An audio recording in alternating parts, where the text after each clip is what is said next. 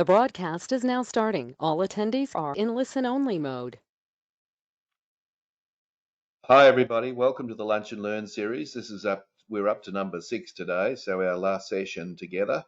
It's been a little bit of a journey, hasn't it, over 2 months, and I hope you've got something useful out of the process, and I hope to continue that today. So welcome everyone, wherever you are. I just want to make sure that that I'm coming across loud and clear. Could I just ask you to go to the question box? Could you just type in the word clear? That would just let me know that thanks Jenny. Thanks, Janine. Thanks, Kerry. Thanks, Brett. Thanks, Francisca. Thanks, Sandra. Thank you. Good. All right. All good. That's fantastic to hear. Okay, so let's get underway. And for our last session today, I'll just move my slides on.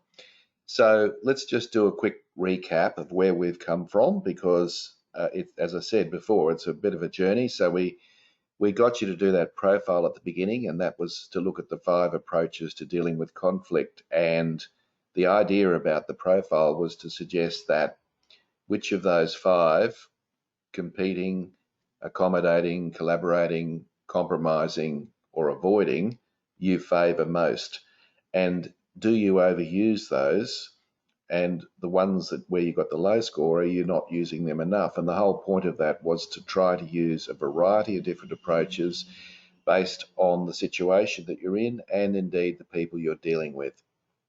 We then looked at understanding people and their personalities, and I got you to do a second profile there. The whole idea of that was to give you an idea or a sense of how different personality types may deal with conflict.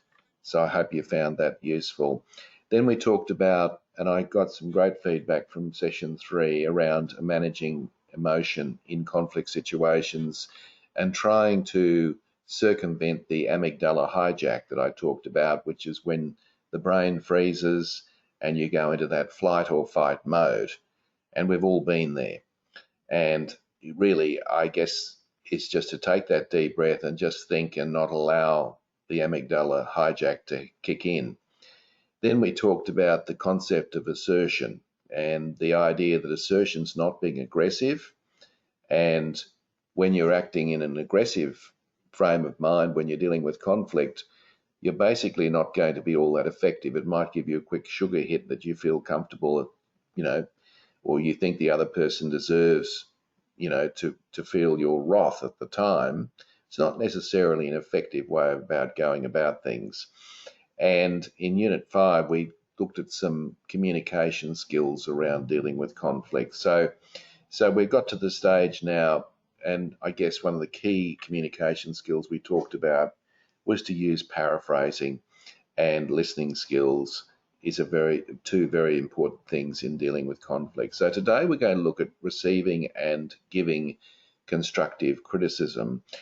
And a lot of people have trouble with this topic, and that's why I've included it. So I want to talk about some of the rules and processes around that to assist you with that. So at any time you've got questions, please go ahead and put them in the question box, and I'll deal with them the moment I see them. So just a question to reflect on: how frequently do you give feedback to your team members? And that could be any sort of feedback. There's 2 types of feedback. There's positive feedback and there is constructive feedback. And many people would say, well, positive feedback's a lot easier to do, and I believe that's true, but I still think that many people don't give enough positive feedback in the workplace. And of course, constructive feedback is always a little bit more confrontational, so it's likely that it might create a reaction in the other person that you have to deal with. But do you deal with it weekly, or do you deal with it every day, or monthly, or rarely? And you might want to just contemplate that. So how often do you give feedback? And even if you're not in a managerial role, it doesn't mean that you can't give good feedback at different times. And it's good to get used to that, because giving feedback is a skill of assertion, because you're doing it in the right frame. Of course, you should be giving it in the right frame and doing it the right way. And of course, we'll talk about how to do that.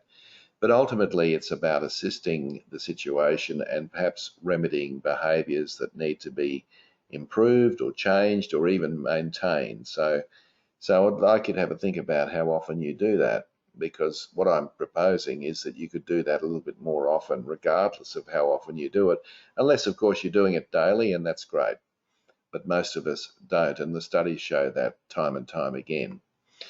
So one of the things that you might like to think about, particularly if you're in a leadership role, is that if the annual review is the only time when feedback's actually given, then that's a problem, but it's better than nothing. So often what happens is that the only time that a person actually receives any feedback is at performance appraisal time. And the problem with that, of course, is that the situation has passed. It might be 6 months ago, 2 months ago even, and you're using that review process to be giving that feedback. And that is not necessarily a good thing. I've just got a comment here I've just got to look at. Yeah, okay. Kerry says daily, as things happen, are noticing it works best. Well, that's great. Yeah, it should be daily. And you should be getting into the habit of doing that. And that's my point. But the point I'm trying to make is that you don't leave it until performance review time. That's not a good idea, because what managers often do is they save up all their feedback for their performance review, and it loses its impact, because if you said to somebody, even if it was positive feedback, oh, that meeting that we attended 6 months ago, I just wanted to mention how really great your presentation was, even though it may well be accurate, the person is probably sitting there thinking to themselves, well, if it was that good, why wouldn't you have said it 6 months ago? In other words, why did you wait for 6 months to give me that feedback? And that's my point. But of course, it's better than nothing. Now, this chart here is an interesting chart because it's a little quick survey around engagement. We do know that managers and leaders who give regular feedback are likely to have a more engaged workforce. We do know that from the studies. And if you look at the chart there at the top, it says receiving strength-based feedback. So if a leader was only ever going to give positive feedback and they didn't give any negative feedback at all or constructive feedback, it's likely that that would lead to an engaged team, an engaged workforce. So that's good news. Of course, the red is negative and the green there is positive. So that's good. So if you did that regularly, then you're going to actually contribute significantly to the engagement of people.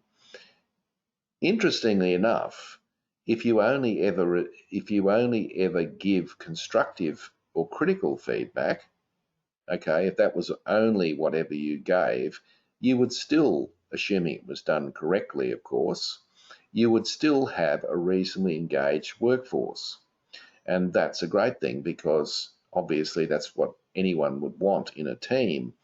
Now, of course, if you received, and this is where it's interesting, if you don't, or your manager doesn't give any feedback, whether it's positive or negative at all, then that's going to lead, as we know from studies, to a disengaged workforce.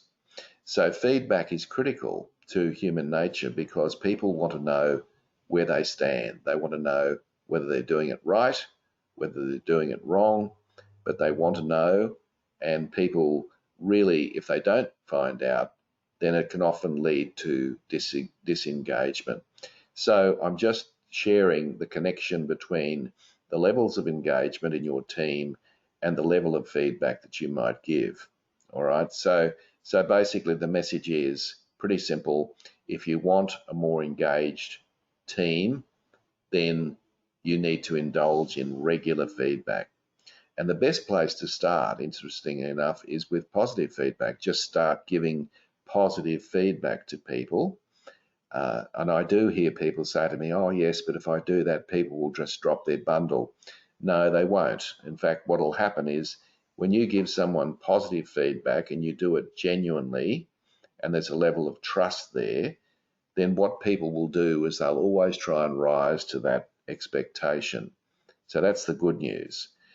All right, so there is a connection there. Now let's look at some other interesting information regarding that.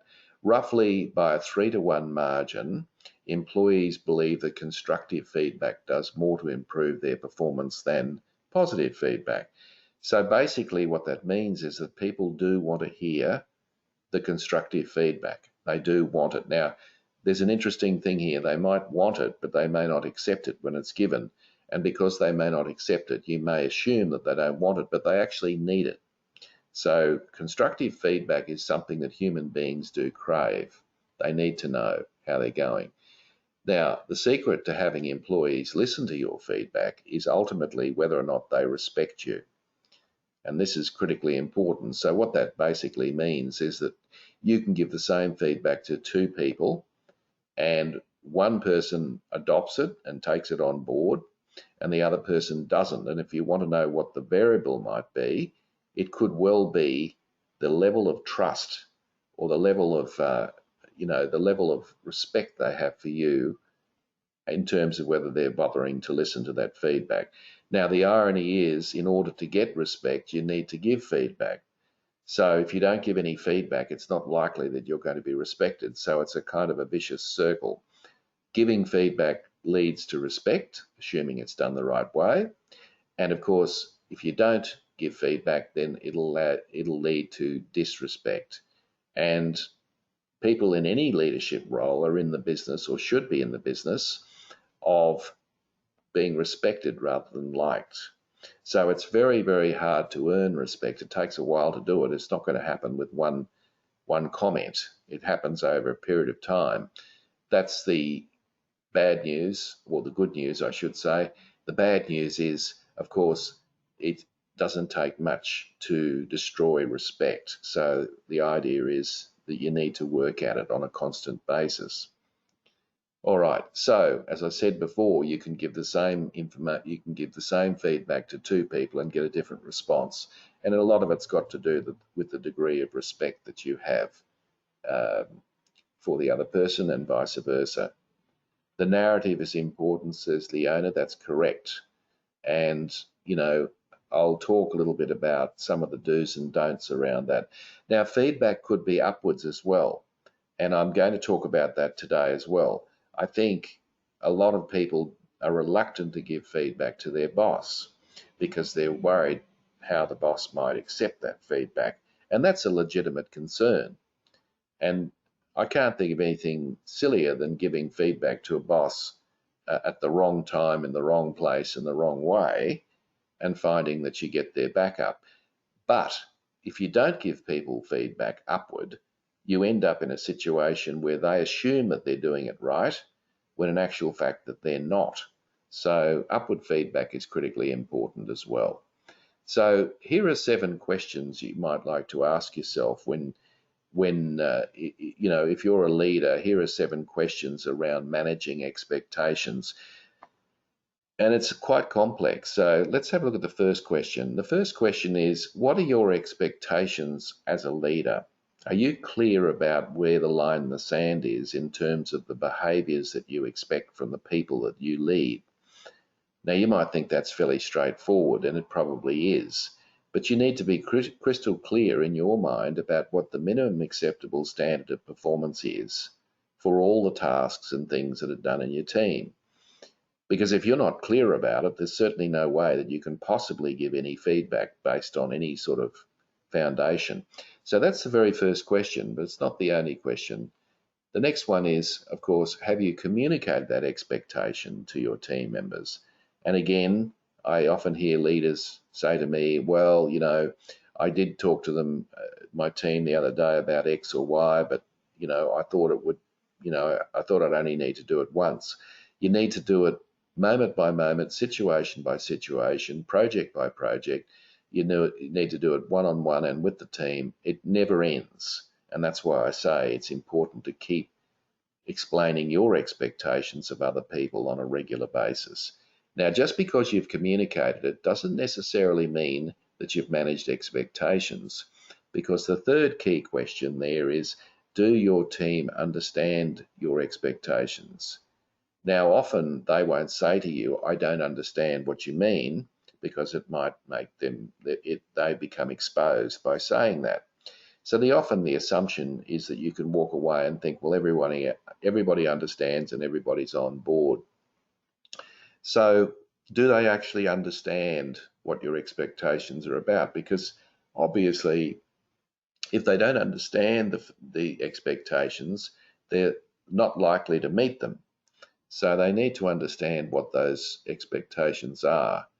And then once they understand those expectations, they've got to also accept them as reasonable. So if the crossbar, for example, is too high, then it's likely that people won't accept the expectation. Again, if the crossbar is too low, they may well ignore it. So part of accepting the expectation is how clear you are, but also, whether it's a reasonable expectation or not. So that is really important. You might say, well, what does reasonable mean? Well, I think it means that, it's not out of reach, but it's not unreachable either. So you set your expectations really high, reasonably high, but not out of reach. Because if you set them out of reach, then people just avoid them. I've seen this in sales environments where managers will set ridiculously high budgets for their salespeople. And of course, there's an expectation that they'll meet those expectations, those sales figures. But the salesperson in the back of their mind doesn't really accept the expectation. They think it's beyond their reach. And because they think it's beyond their reach, they don't bother to even try to reach that budget. 5, the fifth question involved in this is, are my team members committed to meeting those expectations? Now, the fact of the matter is we're all very busy, every one of us. And what that means is we might have 10 balls in the air at once. We're juggling 10 balls. And the truth of the matter is you've now placed another expectation on people. This is an 11th ball.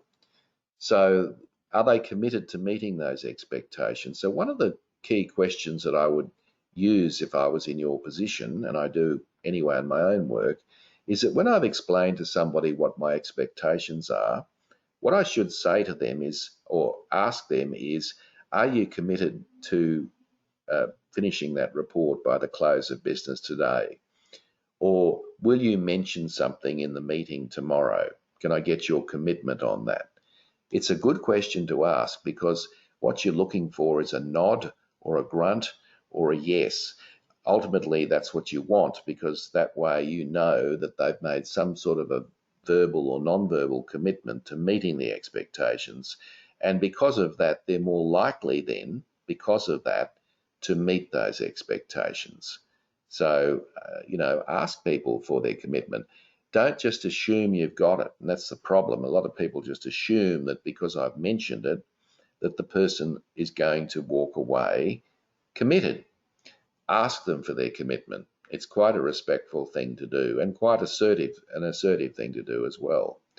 And then, of course, do your team members know how they're performing against those expectations? There's that word again, feedback. So do people know, have you constantly given them feedback at different times during projects, at the end of projects, at the end of a body of work?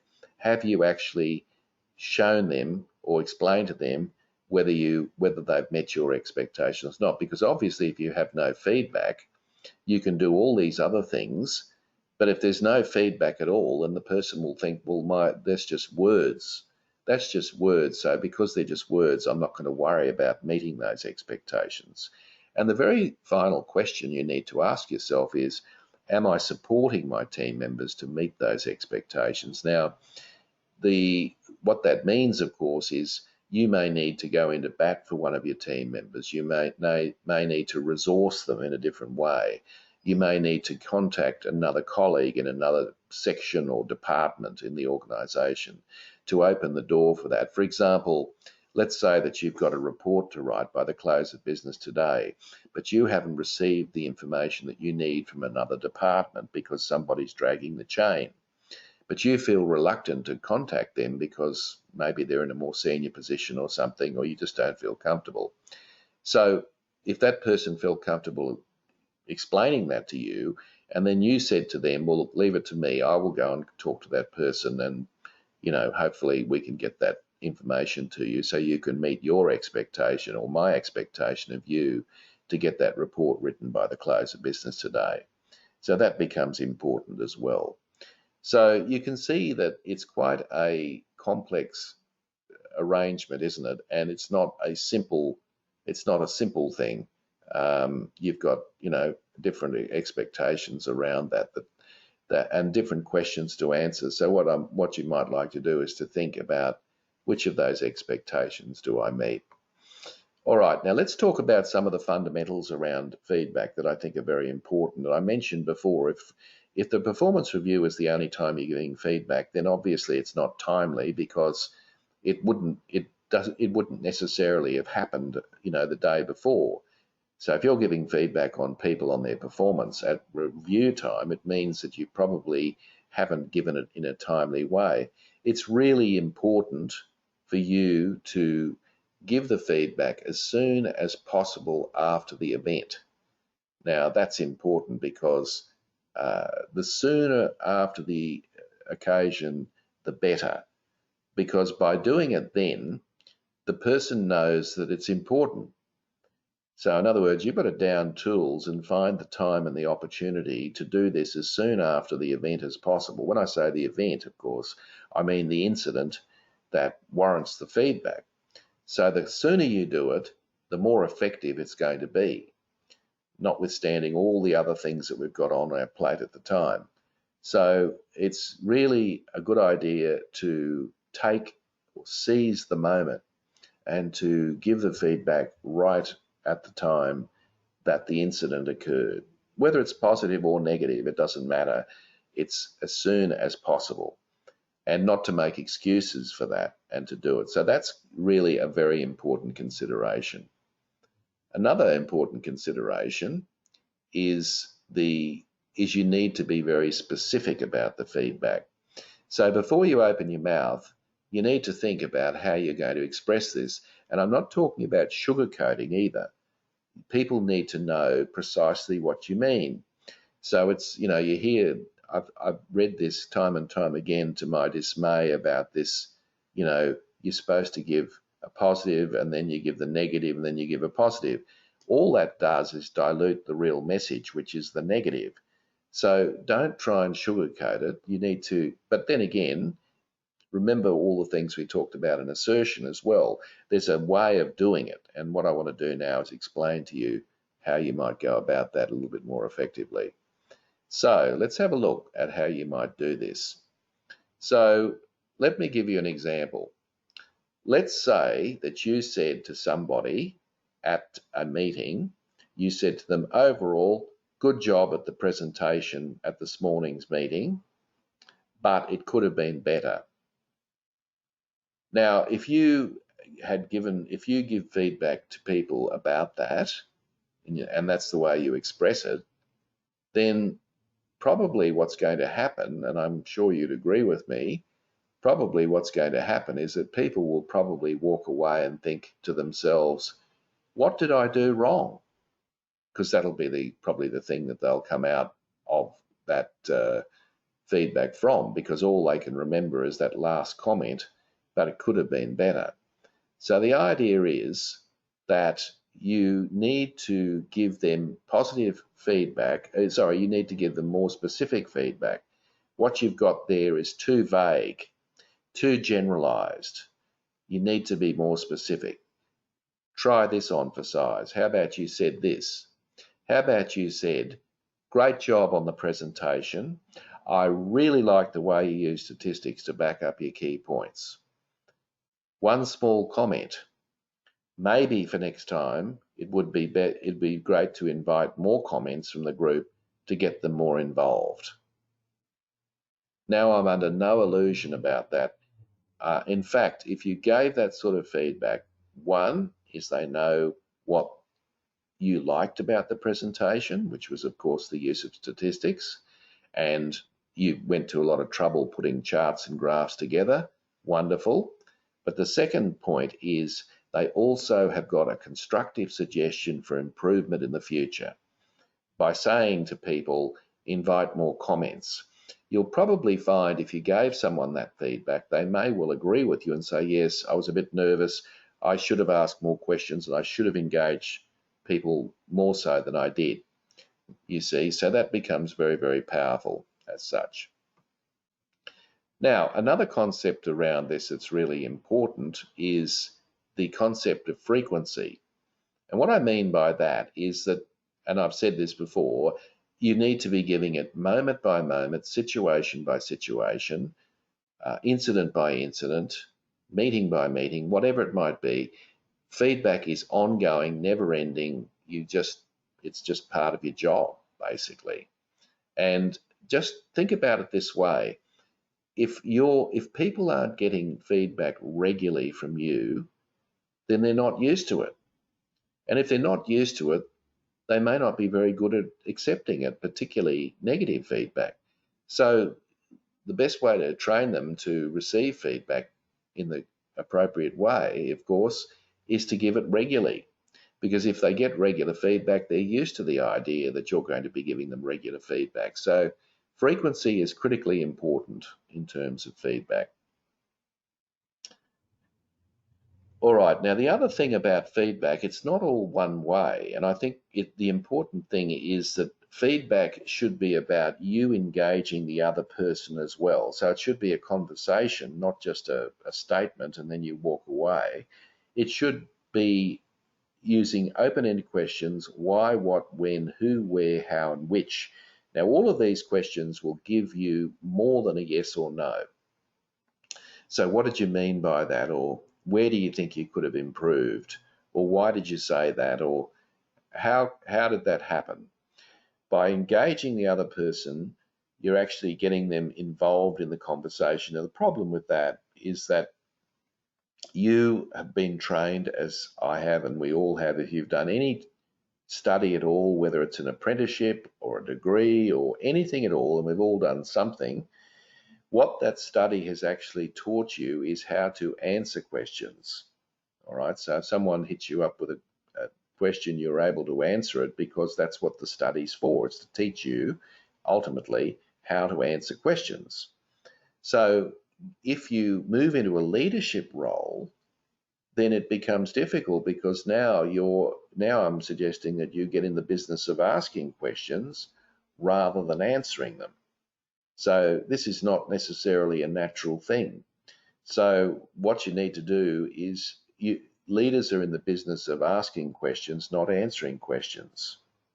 So what I'd suggest is that you start to get used to it. And one of the things that you can do in this program around conflict is just practice asking questions. One of the best questions you can ask at the beginning of a very involved situation, for example, is this. It's a closed question too, by the way. But you can ask people, do you mind if I ask you a couple of questions so that I can understand the situation better? Now that's a great question because what that does is they're not going to say no to that, by the way. And so it gives you a kind of a license to ask some questions that you might have felt uncomfortable asking in the first place. So it opens a doorway for you to engage with the other person by using questioning skills, and that works particularly well. Now, the other thing about feedback that I think is very interesting is that let's ask ourselves the question, should we, there's a bit of a thing going on that you praise in public and criticize in private. Now, I'm not sure that's entirely accurate. If you praise in public, that might well be fine for you. But what about if you've got someone who's very quiet, shy, introverted, and you decide to draw attention to them because of something they did very well? They might feel very awkward being made the center of attention. So in those circumstances, it is just as powerful to be able to be able to do that in private. You don't need, of course, to have a team meeting to have that feedback. Um, So we've just got a couple of questions here. I'll just catch up with a couple of questions that have come through. We've got here, we have an expectations agreement they sign, which is used in the yeah. Uh, Leona, that's fine. I think signing expectations is fine, but at the end of the day, just because somebody signs a piece of paper doesn't necessarily mean that you're managing those expectations necessarily. So you might sign them and say, do you understand what I mean? And blah, blah, blah. Well, okay, that's fine. But at the end of the day, it's really about answering those 7 questions. But look, I'm not against it. I just think sometimes we delude ourselves to think that if people sign an agreement, then they automatically are on board. Well, they might just sign it because they don't want any conflict. Now, another one here from Kerry. Could you say, are you okay with me asking a couple of questions rather than do you mind? Absolutely, Kerry. That was just my words. So, so in your words, could you, your words are you okay with me asking a couple of questions? That's a perfectly valid, and that would be okay with me. Of course, it doesn't matter. The whole point of that is to open up a conversation and a dialogue as such. Okay. All right. So let's keep going. Thank you for that. So think about that for a moment, that if you've got quiet, retired, shy people, they may not want to be made the centre of attention. So don't go there. I think the safest course of action is to do it in private. I'm not suggesting you shouldn't do it in public. And of course, when you're giving constructive feedback, of course, that should be done in private. There's no negotiation around that.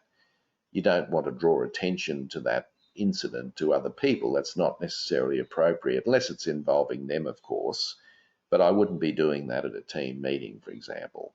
I wouldn't be calling someone out at a team meeting. That's not going to go well. But I think just food for thought around the whole notion of positive feedback done publicly, I think. I'd be interested what you think about that if you've got a view. Let's just see. Got a question here. I think it depends. It definitely depends on the scenario and the feedback, says Janine. Yeah, absolutely. Look, you've got to just use your judgment. But if you want to play it safe, I'd suggest that you give all feedback privately. That's my point. But of course, if there's a team effort and you've been very happy with the way the team has performed on a project, then obviously the ideal circumstance would be to do that in a team meeting because you're addressing the whole team. But if it's a one-on-one and the person's a bit shy and retired, I don't necessarily think that drawing attention to it in a team meeting is necessarily the right way to go. All right, so you can think about it from that point of view as well. Now, use critical incidents. And what I mean by critical incidents is you need some particular observable situation to be giving the feedback on. So it's important to do that because otherwise people will think you're just making generalizations, which I guess you are. So draw attention to an example, draw attention to a circumstance so that people know that you're referring to a situation. Now, the other thing is, and I want you to have a think about this, when you're giving feedback to people, you are doing it because you want to influence the future. So, for example, if you're giving positive feedback, what you're doing is by giving positive feedback, you're trying to reinforce the need for that person to continue that behavior in the future. But if you're giving constructive feedback, what you're attempting to do is to change the behavior for the future because you can't change the past. So feedback is all about the future. And I think that's an important consideration when you go through this. So, if people want to wallow around in the past, I think, there's only a certain, that's not always a good need to do that. Probably a lot of it is it is all about the future, really, if you think about it. So there's some rules around that I think you might find practical. Now, a couple of things around assertion and conflict that is important when you're giving feedback. Please avoid confrontation and argument. Now, you don't have to back down and be a wilting violet, but what I mean is there's no value in you having an argument with somebody when you're giving them feedback, because it's just they're going to ignore, they're going to forget that what the feedback was, and it's just going to leave a bad taste in everyone's mouth. You're probably going to feel reluctant to do it again. So what I suggest you do, there's two strategies you can use there. If someone starts to be confrontational with you, then I should simply suggest to you that you say to them, look, I refuse to argue with you about this, or words to that effect. Now, if you say to someone, I refuse to argue with you about this, what you're ultimately doing is you are disengaging the potential for conflict. Now, the other thing you can do, of course, is say to them, if it's a smallish issue, let's agree to disagree. Because if you say to someone, let's agree to disagree, you're just going to accept that there are differences, and it gives you the space to move on to the next key point that you want to cover. So try those two things, because there's no point in getting into a confrontation or an argument about that. Try and focus on performance. So it's not the individual that's critically important.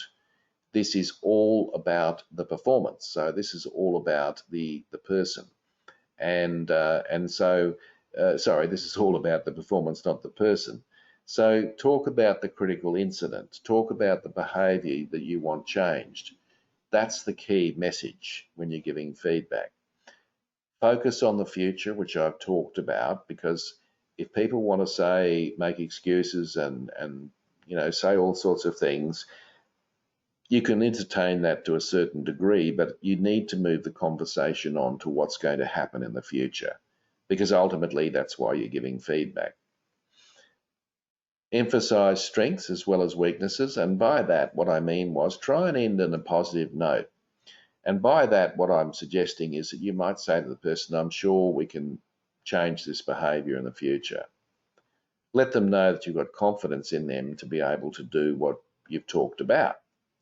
Now, that's not being hypocritical, because if you don't honestly think that they would change their behaviour, then the question I've got to ask you is, why are you giving them feedback?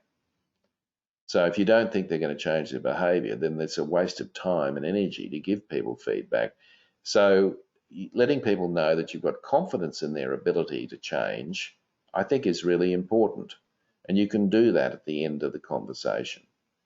And the other thing is, on highly complex issues, seek out the causes, ask questions, ask open-ended questions, because sometimes we go into a situation with someone in a potential conflict situation and we think we know what it's all about. We think we know what the factors are, but we don't necessarily. So it's important to ask why and what and when and who and how and which, trying to get to the bottom of the circumstances, because we've all been there where with a little bit more information, we've got a different perspective on something than when we first went in, if that makes sense. So any questions about any of that, just type them in the question box if that makes sense. It's always, of course, easier to talk about these things than to do. But I think if you keep these principles top of mind, you're probably going to come out a lot better off than perhaps you might otherwise. Now, this is where it gets tricky with upward feedback. Now, I strongly recommend that you start looking at opportunities to give upward feedback as well. Now, you could do this in a number of ways. You could say something like this. Now, again, it may not be the exact words, but would it be helpful for you for me to give you some feedback at certain points in this project? So what you're doing by doing that is preempting the possibilities of opening up a doorway to giving feedback to your boss. Now, 9 times out of 10, the person's probably going to say yes, or something to that effect. So You've now opened a doorway to be giving feedback. Now, when you do give feedback, you might say something like this: would you like some feedback about how the project's going?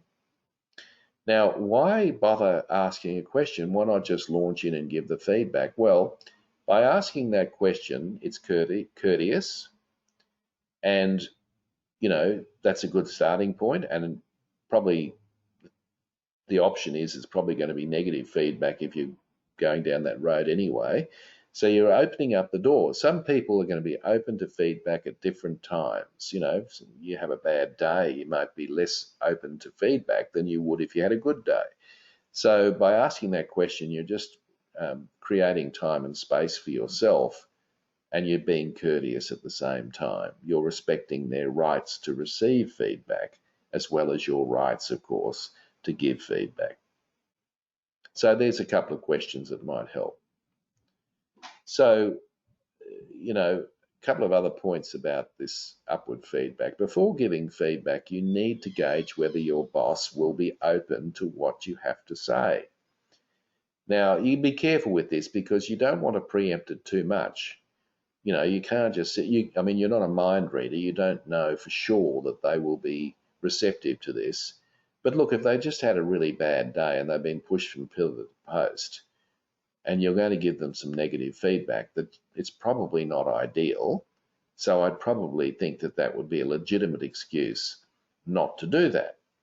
But if you know that your manager's, now the other point is, if you know your manager's unreceptive to feedback, and it's likely to be that they're going to react negatively, or if you have a rocky relationship with them, it's better not to say anything, all right? Because it's not going to help, and they're not necessarily going to listen to you.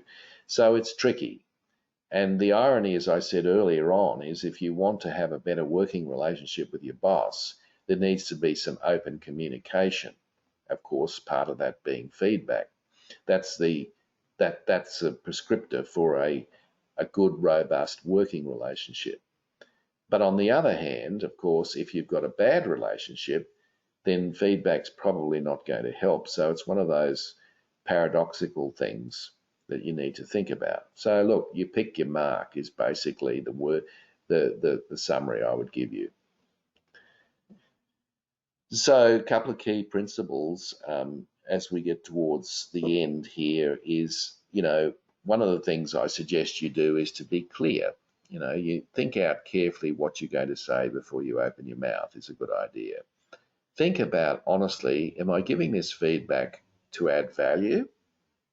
So is it going to be helpful for the other person? So even negative feedback can be helpful, of course, in the right place at the right time. So that's something you want to think about. Is it relevant? And it probably, if it's timely, it's relevant. In other words, if it's happened straight after an event, it's probably going to meet that criteria. Is it accurate? Well, have you done your homework? Have you done your investigation around that?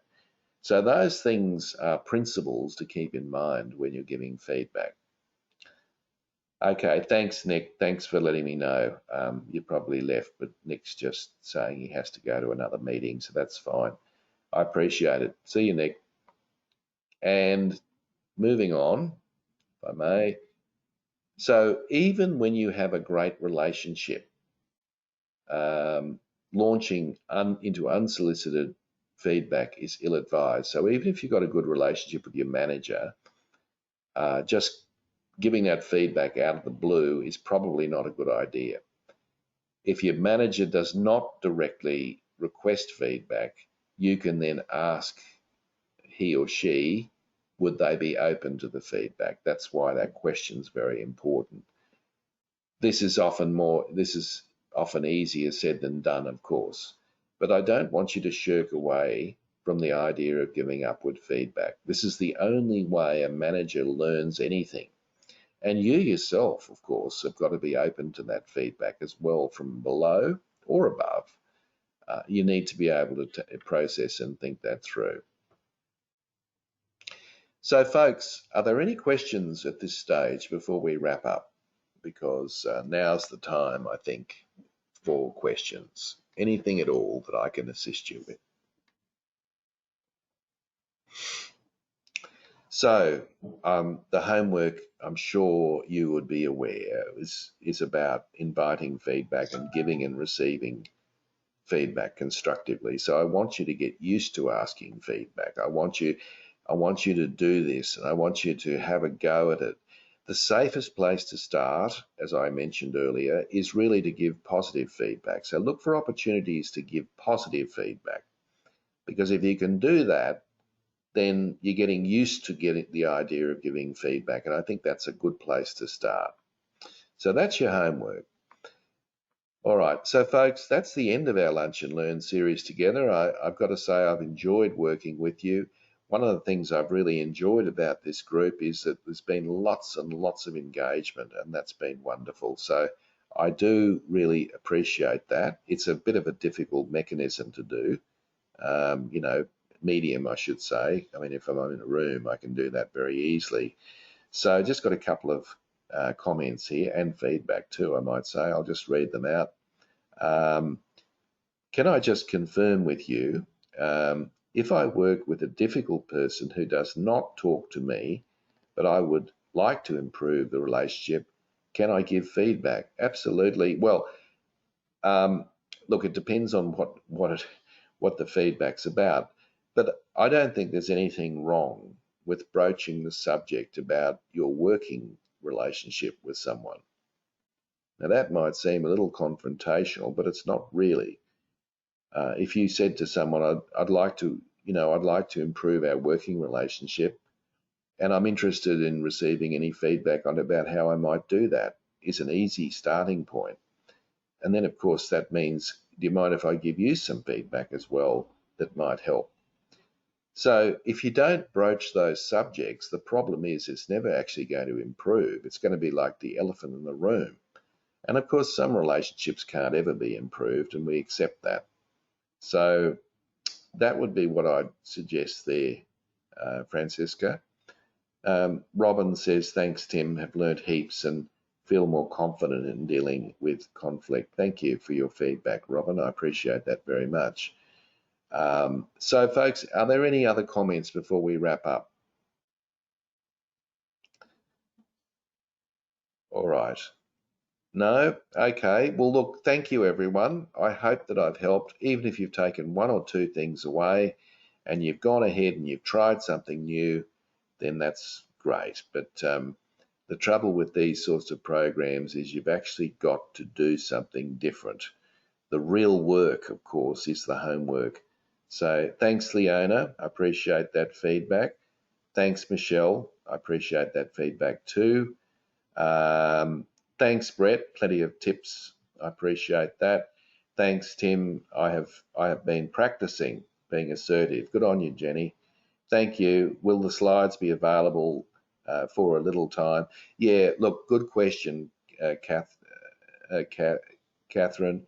I will leave the site open for probably sometime next week.